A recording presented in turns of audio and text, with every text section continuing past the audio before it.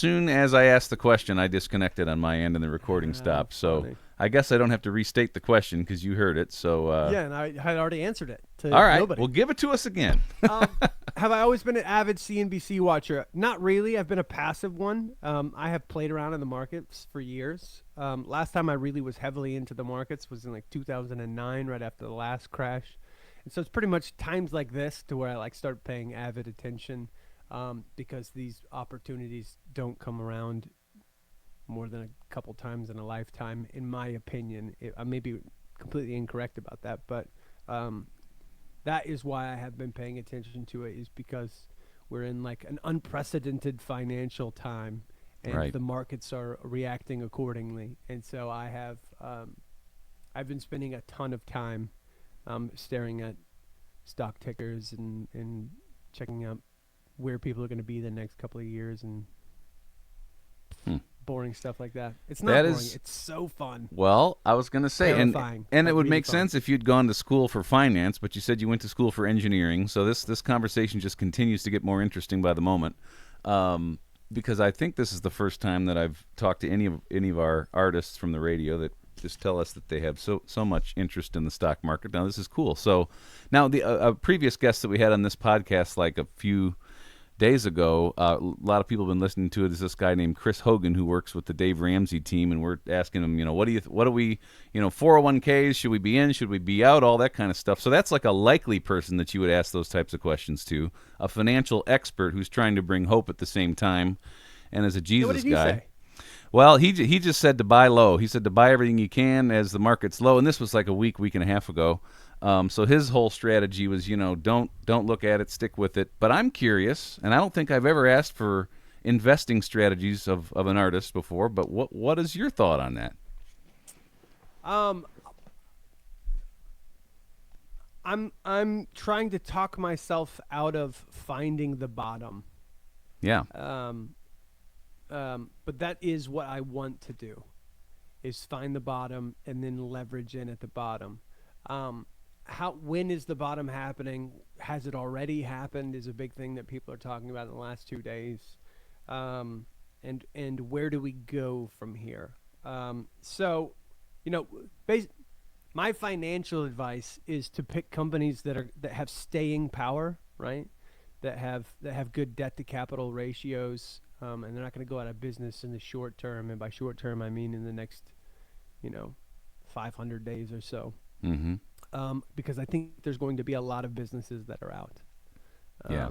And a lot of them are still doing okay now. I've actually invested in a couple of them on short-term basis, and it's always terrifying because if you term it doesn't work out, you have to hold companies for forever. Is this boring? It might be boring. You bored by this? I don't know about anybody else that's watching. I'm very intrigued. Like I said, this conversation just keeps getting more and more interesting for me. Okay. So what I'm trying to do is invest in good companies that I think are on sale because people are panicking. So I am. It's exactly what I did in 2008, 2009, when the markets crashed because of the fiasco in the real estate market with the junk bonds, basically. Yes. What did they call that? Crisis. Subprime mortgage. Subprime mortgages. Yeah. Yeah. So that whole fiasco caused it's a different kind of crisis. So it doesn't look the same. You can't really follow the same game plan. But I am. I'm not doing like an integral trading or not integral. What's it called? Oh God, where you're following patterns. I'm going blank on what kind of trading that is. Whatever. I'm basically doing value trading where I'm going, this company has staying power, and pre this mess was a good company that's going to be around for a while, and it's on a big sale, and so I'm going to buy in here. I've been doing a lot of that, mostly in the energy sector, right? I'm from Midland, Texas, Yeah. which is like the second biggest oil town in America. And so I know a lot about the energy sector, and it's not a great time to be in an energy sector in any form or fashion because oil is at like a historic low. Where are they putting all the extra Inflation oil and gas right now? That's what my wife asked me the other day.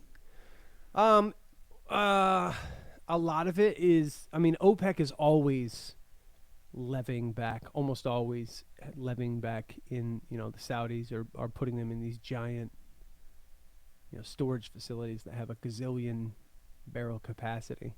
Hmm.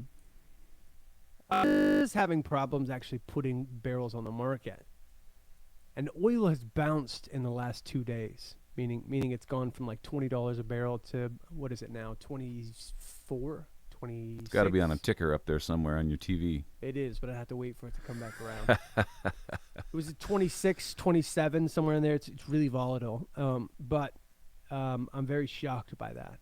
Because Yeah. it feels like it should not be. Oil should still be tanking.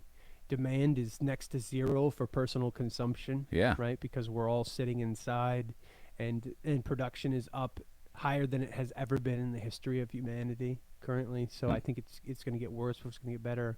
A bunch of oil companies are going to go out of business in the United States. Russia and Saudi Arabia are going to lose like $1 zillion, and depending on whether or not they're colluding to try and knock off oil companies in the United States or not, the shale companies will sort of be the telling story. So I'm investing in the energy sector, but very carefully, because there's not a ton of staying power, and the companies that do have staying power, like Exxon and Shell and who else, Concho, people like that that'll be around at $20 oil in 2 years.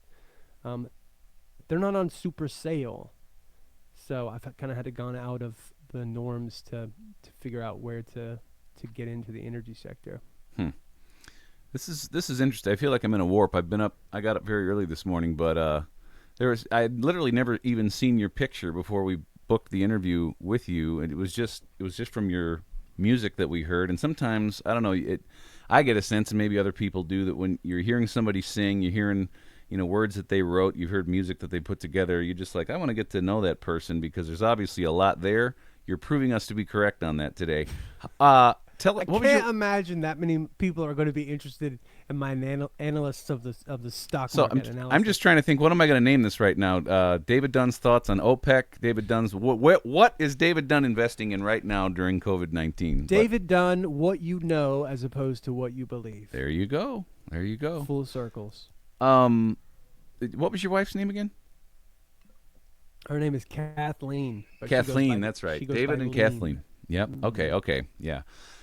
So how is she doing with the at home thing and the parenting and everything? Right now, I mean. Yeah. She's very pregnant, and so she doesn't care for that much. I think, if last pregnancy was any indication, she was home a lot then too. So I don't know if it's not quite the shock for my wife. I don't think. My mother-in-law is living here as well, and my wife's brother and wife and my niece and nephew. All under the same roof. All in the same roof right now. Yeah. It's so at the beginning of 2020, I hope you have a fairly big house. Yeah. Feels very small right now. Okay. Yeah. Beginning of 2020, we had like a kind of a family shock, and so everybody has been huddled since then. Hi, big boy. You want to see Here comes something? one of them right now, as a matter of fact. Oh, this is a bonus. Look at this. All right. Hi. Can you see Can me? you say hi? Yeah, but he can't hear you. Can you say hi? Hi. You're going to have a brother Rocket pretty soon. I hope he knew that Say already. baby Rocket. Yeah. This is great. All right. You want to go see mommy? Yeah. Okay, go see mommy. Oh, I love that. That's beautiful. That's Rhodes. Roads. Hey, later. Can you come get him real quick? I'm in the middle of an interview. We're winding down. It's okay. Rhodes. Our son, Rhodes. That one. The one with the really, really sweet eyes. Man. Yeah, he's got big baby blues. We're not sure exactly where those came from because neither me or his mom have blue eyes. Wow. How about that? Yep. Well, I think I'm out of questions. At least for this interview, not in the metaphysical big picture sense, but just in the idea that I think this has been a lot of fun chatting, and I had no idea where this interview was going to go today, but I'm really glad it did. It took a crazy turn. It's fun for me to talk about this stuff because I'm in a cocoon, right? It's just me. So in general, I talk to my brothers about it, Mm-hmm. and in general, there's nobody really else to talk about it. So for me, this has been a delight because I'm getting to talk about the things that I think about all day long, every day for the last 2 weeks. Oh, 100%. And I feel the same way, kind of going down that doubt trail because, and in my world, I'm a little bit in the cocoon too because our idea is, well, we got David Dunn on the radio this morning. Give us 2 minutes of encouragement, then I'm going to hit the button, and then we're going to play your song. We're going to come back, give me 2 minutes more of encouragement. Blah, blah, blah. And I love that, but also it's very nice to sit down and talk for a little bit longer about some things that are a little bit more complex from time to time. So Yeah. thank you for your financial advice and everything else, I would like to say that I am not liable for any information given on this podcast. right? Past performance does not predict future something or other. Future earnings. You could Earnings see that. or the lack thereof. I will definitely be in support of that comment.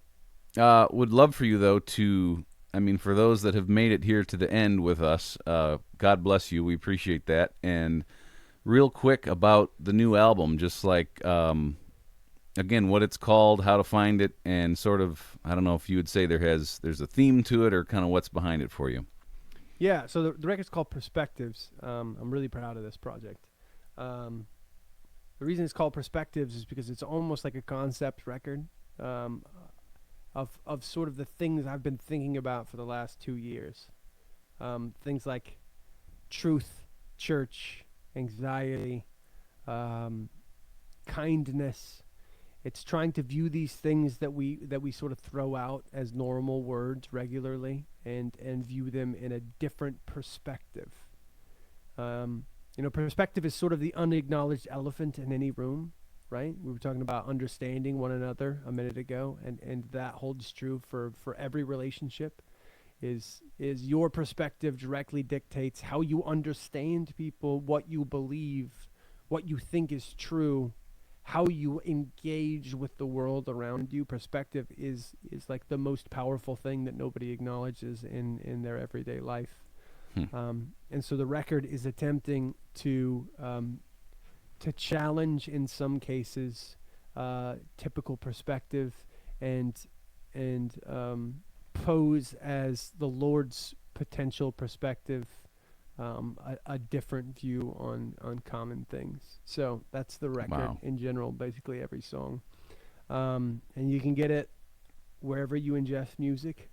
Amazon, Spotify. Spotify is what I use. Apple, Pandora.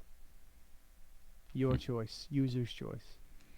We'll put some links here in the description of this, and I totally very good thought on that. The idea that perspective is all-encompassing and completely ignored so much all at the same point, and can't wait to hear kind of where you take that. So, David Dunn, thank you for all your time today. This has been incredible. It's been fun, man. Thanks for having me, Jonathan. Absolutely. Have a great day.